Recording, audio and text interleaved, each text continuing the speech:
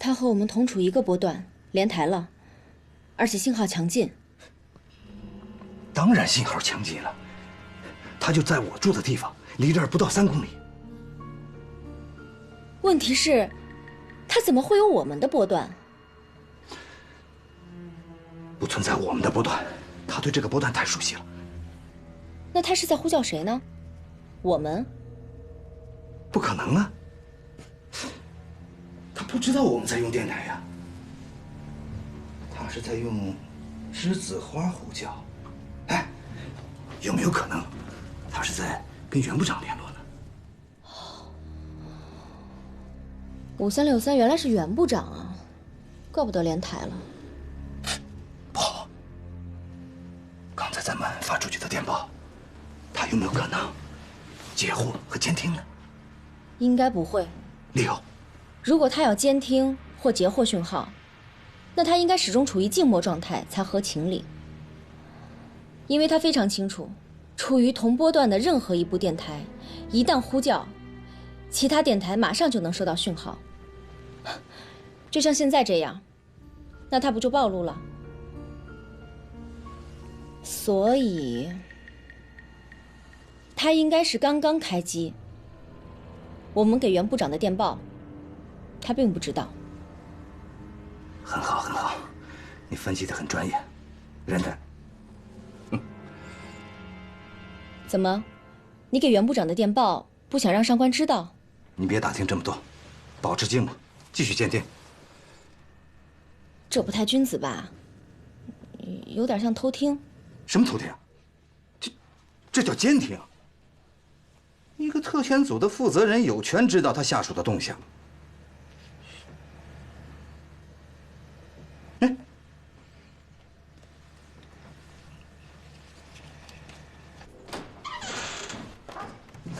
奇了怪了，部长，上官秦来也发来一份电报。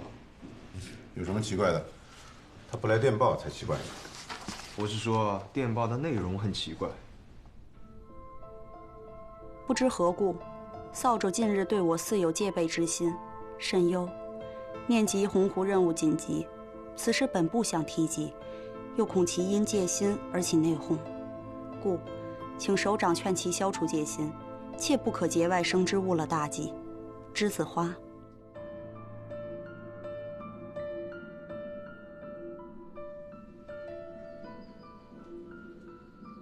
且不可节外生枝，误了大计。说的冠冕堂皇，居然向袁部长告我的刁状。你要没有异常行为，我怎么可能有戒备之心呢？我都听不懂你在说啥。上官有什么异常行为了？你会知道的。这样，过几天呢，袁部长就来了啊。你呢，就是今天晚上这个秘密行动的执行人、见证人。到时候你陪着我，向袁部长当面汇报。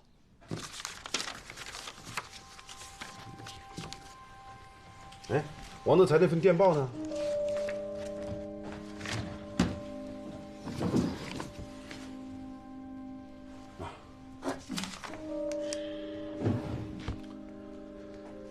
？10号早晨8点，是否收到内容为请发报的电文？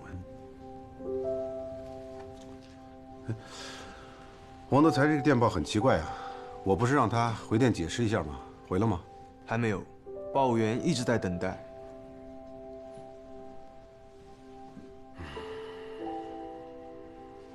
这2封电报啊，一个似乎在查证什么，另一封呢，似乎又有所抱怨。2封电报内容迥异，但似乎又存在某种内在的联系。说到2份电报的内在联系，部长有一个情况，可能要引起重视。啊，你说什么？从电报的落款署名以及上官抱怨王站长这份电报来看，这2份电报应该不是同一部电台所发。哦，哎，这我倒没注意。特遣组每次发来的电报，落款署名一直都是栀子花，也就是上官。但是王站长发来的电报，署名用的是自己的代号少爷。其次，上官不可能当着王站长的面发出抱怨他对他有戒心这样的电报，因此，他们俩不在同一个电台前。可王德才根本不懂密码，他没法在电台前操作呀。这说明，王站长这份电报是背着上官另外找人发的。而且，如果王站长还准备给我们回电的话，那么他几乎可以和我们同时收到上官这份电报，因为在过去的半个小时之内，我们、上官还有王站长3部电台同处于一个波段。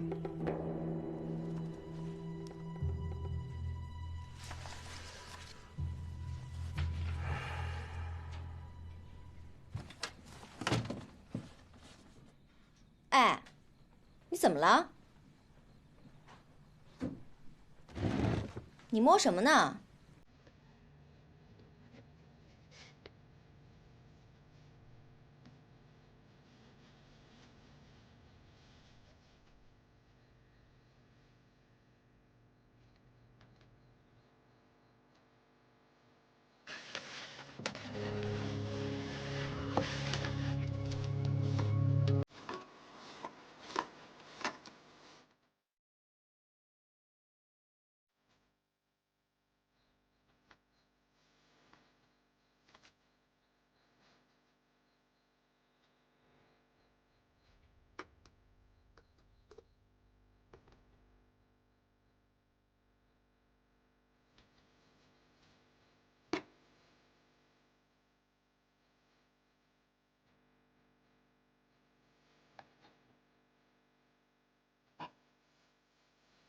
没有重放引爆器，原来是他。收起你的枪，你会对今天的行为后悔的。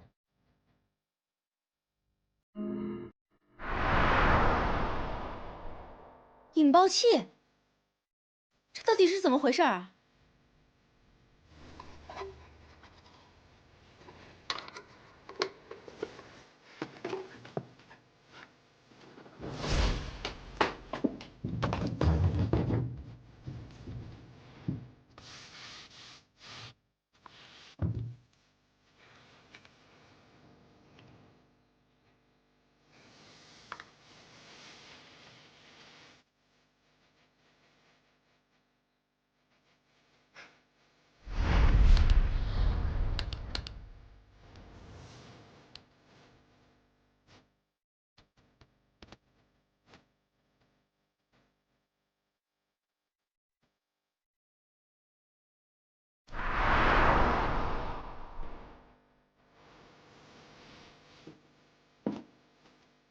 楼下客厅就是从这引爆的。他为什么这样做？当时，这部电台收到一个来历不明的呼叫讯号，而我就在电台旁。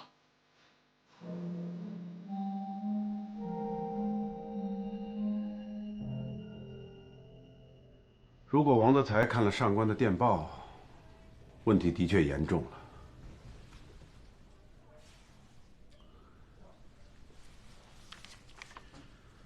上官的电报里说的，就是王德才有戒心。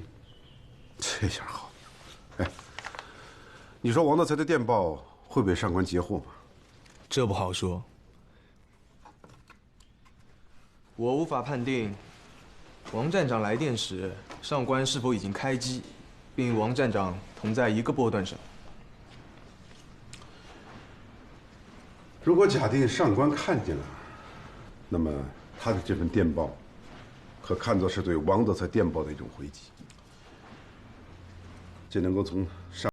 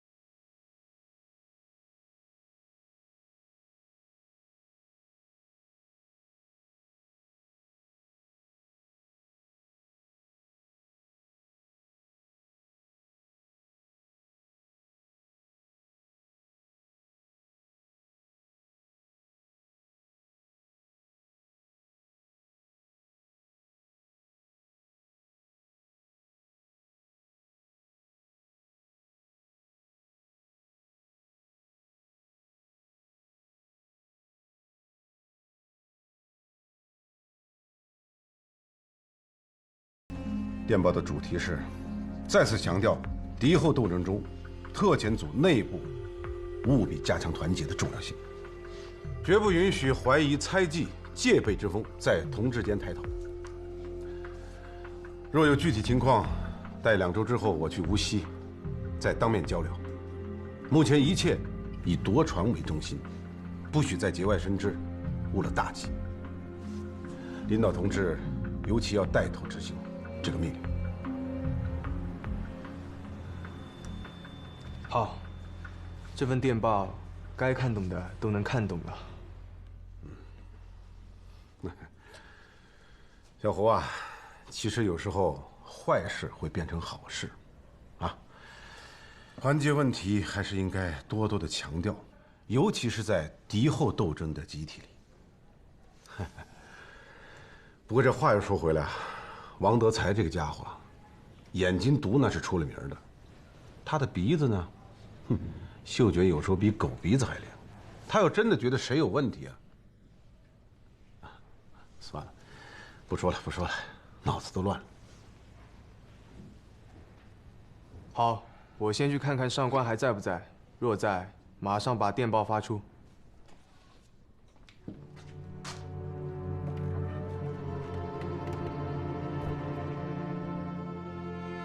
哎呀，于老先生、于慧小姐，真是万分感谢啊！送医送药到军营，一片菩萨心肠。黄司令过誉了。其实体检这事真的是二姨太先提起的。她说你爱兵如子，就问我能不能安排你的部下到我们诊所来体检。我一想，这么多人来体检多不方便啊，那干脆我们把好事做到家，到司令部来给大家做体检。这样的话也不耽误你们的日常公务啊。总而言之是做好事啊。还是那句话，今后在地界上遇到什么难事的话，跟我二姨太打个招呼，我出面统统替你们摆平了。嗯。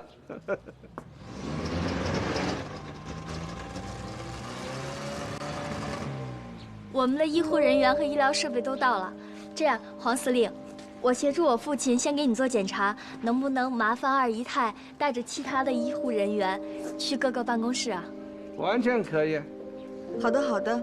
我是兄弟们的阿嫂吗？理当母仪天下。我的二姨太还有点蒋夫人的派头了啊！陈副官，在，去陪着二姨太伺候啊！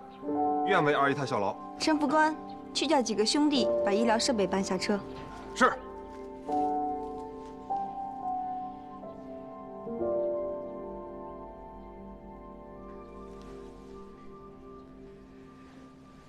黄司令，除了血象结果要等几天，你的血压、心脏都很正常。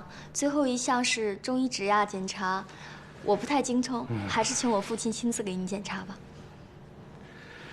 好啊，这个于老先生是松井司令的保健医生，今日能特地来为我做体检，让我倍感荣幸啊。不过，这里有床吗？指压检查需要躺下，外衣也要脱掉。还得脱衣服啊，这个行，里屋有床啊。那我就不进去了，先把东西收拾一下，后面还有好多兄弟等着呢。等你们忙完之后，中午我来做东，答谢所有前来体检的大夫啊。那谢谢黄司令了，于老先生。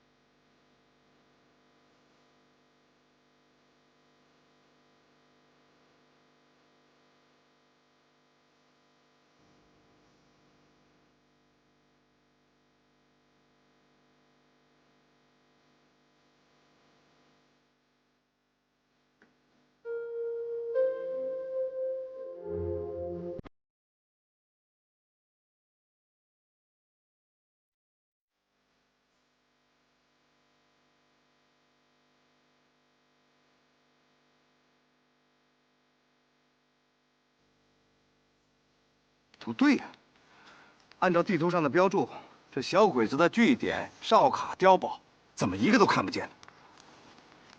这地图不会有问题吧？这图是按照片画的，要是说尺寸比例可能不太准确，但鬼子兵力布防的地理位置应该没错呀，真是太奇怪了。走，再看看。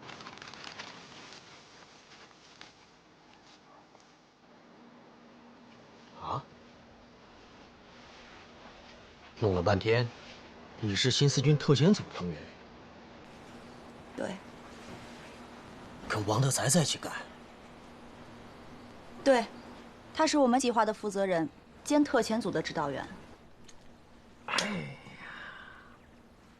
哎，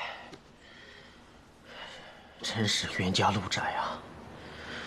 那么说，我之前帮你干的那几票，包括你刚才说的，要我帮你们特遣组转移军火船的事情，这说到底，都是在帮那王德才的忙啊。也不能完全这么说，毕竟是我亲自来请你帮忙的呀。是你亲自来找的我，我也是因为看你的面子才出手相助，可到最后得到实惠、得到帮助的却是他王德才。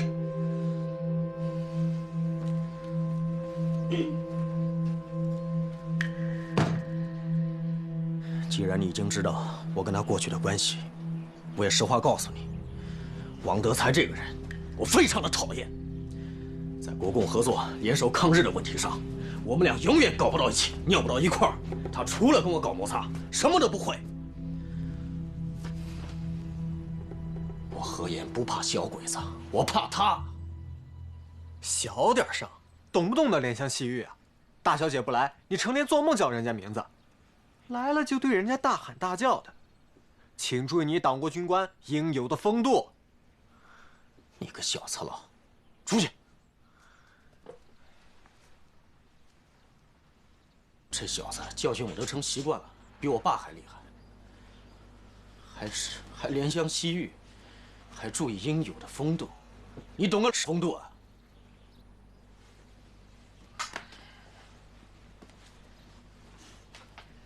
我倒是觉得水根比你懂风度，看你堂堂的国军独立营营长，还不如一个卫兵呢。他什么卫兵啊？他是上海交大学机械制造的，本来要跟着学校一起前往重庆，后来听说我在敌后拉队伍打鬼子，就说什么都得跟着我一起当兵抗日。上海交。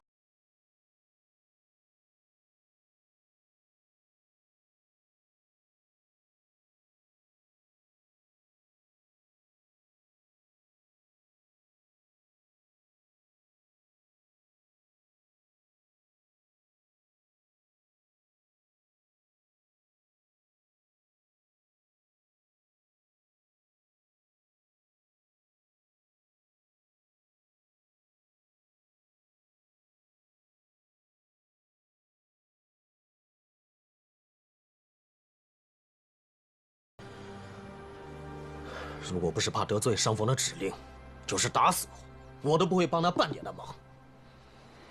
上峰的指令，上峰让你帮王德才吗？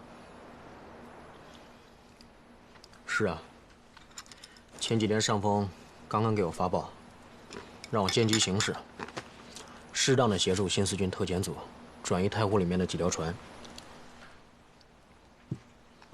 哎，我觉得你今天找我来为这事儿有点奇怪啊。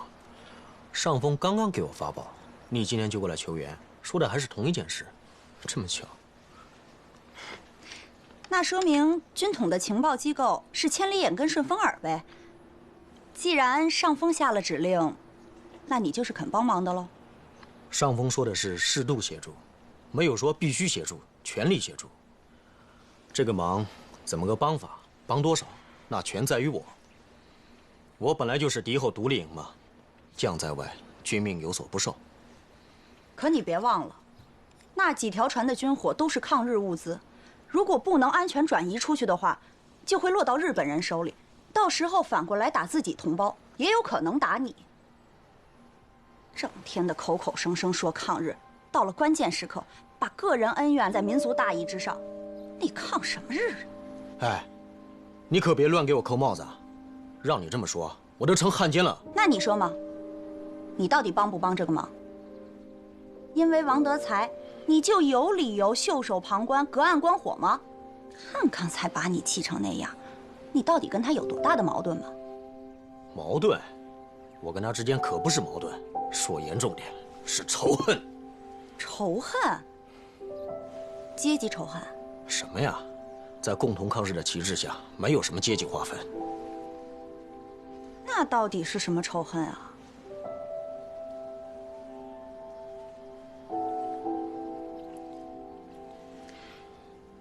你快说行不行啊？急死我呀！这小子抓过我俘虏。啊？你被王德才俘虏过？什么时候？为什么？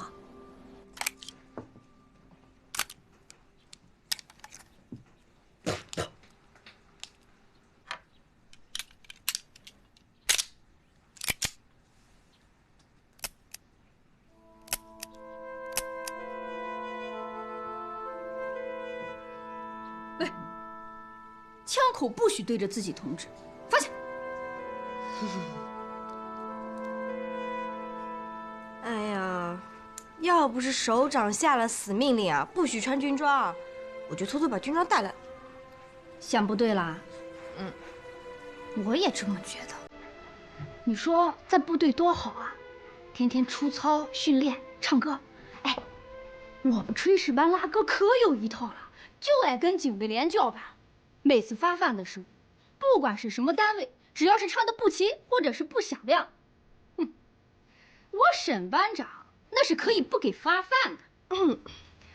看把你牛的，你当我没听过你们炊事班唱歌啊？10个里面有8个是五音不全的，就你的嗓门最大，第一个跑调的就是你。哎，我说你这个文艺工作者，不要哪壶不开提哪壶，好不好？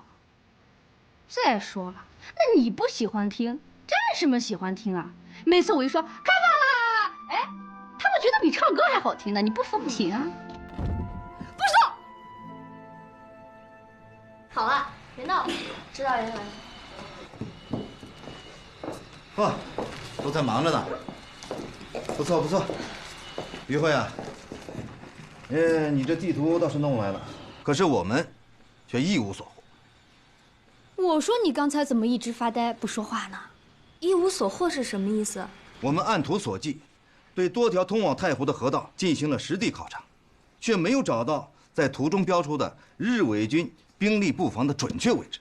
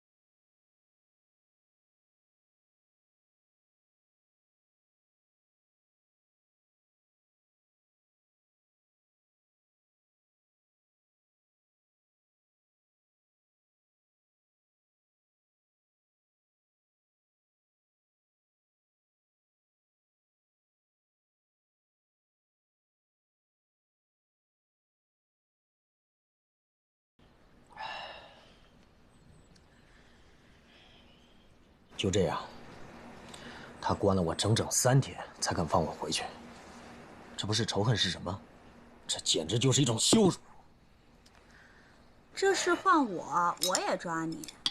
他当时急着把自己的同志送出沙家浜，可你非死拦着不放，把我党的同志当成汉奸，还武力威胁。在那种情况下，他只能把你先控制起来，等我党的同志彻底的脱离了危险，再把你放了，这也很正常。呀，我党的，你俩还真是一个锅里吃饭呢。也对，都是贵党党员嘛。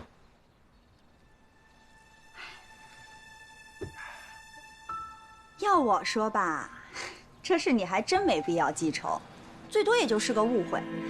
至于你说的那个羞辱，那是因为你心高气傲，容不下自己家当年的一个长工跟你堂堂的国军独立营营长相对抗，心里不平衡罢了。哎，那你可就冤枉我了。没错，他当年是在我们家当过长工，可我从来没欺负过他。他靠卖体力挣钱，我家按劳力付给他工钱，很平等。后来我上黄埔，他当兵，各走各的路，我没什么心里不平衡的。既然没有，那你就帮他一次呗，既算是帮我了，也算对上峰的指令有一个交代嘛。我难就难在上峰的指令上了，要不然这事儿我才不干。那好，那我就把你这话看成是默认了。哎，我还有件事儿。还有件事。不是，青兰，你这一趟可真没白来啊。这事纯粹属于我个人，请你帮忙。真的？那行，为了你，我上刀山下火海，都愿意。没那么严重，是这样。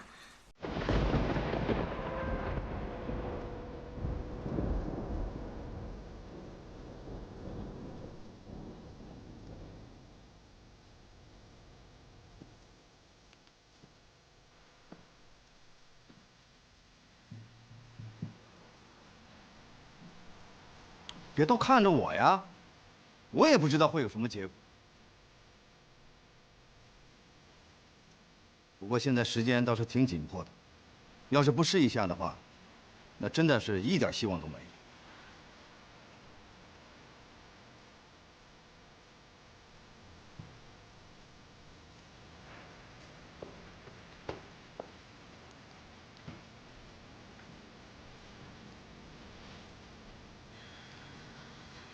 娜娜，你一定要记住，千万不能暴露自己，更不能暴露我们的意图。你的理由一定要巧妙，一定要让他感觉到，虽然很惊讶，但是他又说不出你什么来。这是一招险棋，你要有个思想准备。万一真的碰到什么意外，特遣组真的就帮不上你什么。也许你从此就会……喜太，你不是说过的吗？我要是有危险，你会像卡西莫多一样来救我的吗？能不能说一点中国人听得懂的？什么卡西啊，莫多嘞？最怕和自己这样的，老没情趣。你就当它不存在啊！你能不能别拿13点当个性，好吧？我求求你不要再开口了，好吧？娜娜，如果你觉得这件事情很勉强，如果你现在说就算了，那这件事情，那咱们就算了。我也是这个意思。那不行，说好的事情就一定要去做。既然你这么勇敢，那我就以我个人的名义，向你保证，如果你真的出现意外，我王德才个人一定会去保护你，不惜牺牲我自己。那我就要幸福死了。这样，到时候我们大家就一起配合。至于说怎么配合，我会有一套具体的行动方案。这件事情就说到这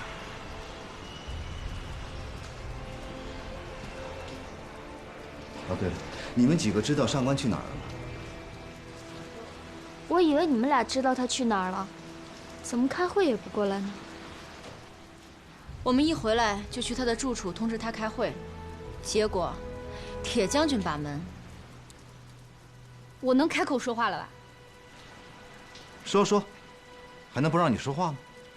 那好，你不要又嫌我多嘴啊。我老觉得吧，上官好像跟我们大家不是一个集体的成员，他老是独来独往的，什么话都不告诉我们，故意搞得自己很神秘，不一般。你说实话，你跟他有什么过节？怎么可能？我跟他是一个锅里吃饭的。你别瞎猜了，我只是不想产生误会。大战在即，没有时间在这种小事情上去过多的计较，不了了之也就完了。那就好。王德才那小子欺负我，我也就忍了。可他要是敢欺负你，我就毙了他。你要毙了他，先毙了我算了。什么嘛！就你这种脾气，还让不让我跟你来往啊？我告诉你啊，你要是敢动王德才一根手指头，我什么呀？啊？我不出来就别我了。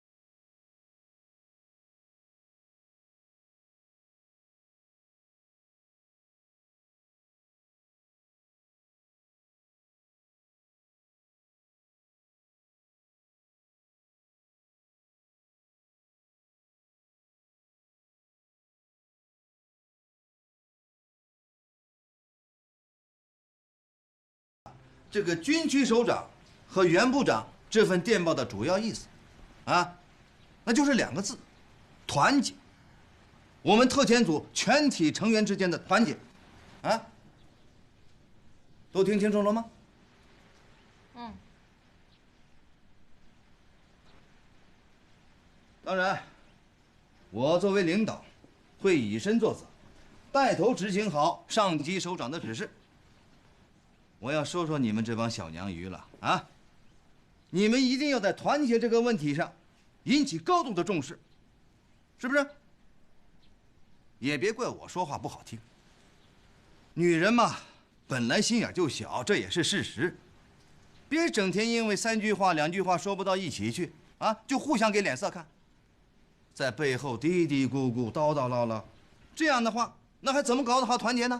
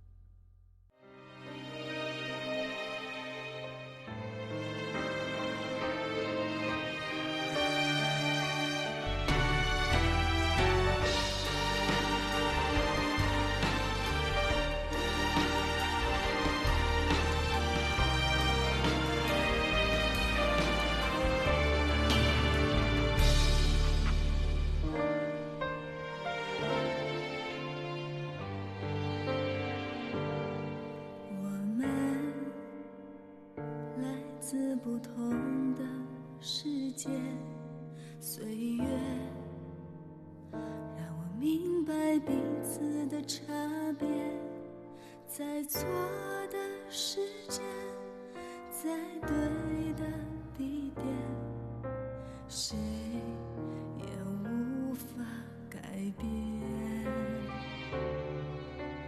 风没听到我在哭泣，雨没体会我的焦虑，剩下的只有各自的使命，最后孤身远去。我不想哭，我不能再继续把我的爱丢弃在无尽黑夜，让挚爱摇曳，看花儿凋零，四季流年，弹指逝去。我不想哭，我不愿再驻足，曲折的爱会成就更多幸福。我会坚强，我会领悟，离去是美丽人生最完美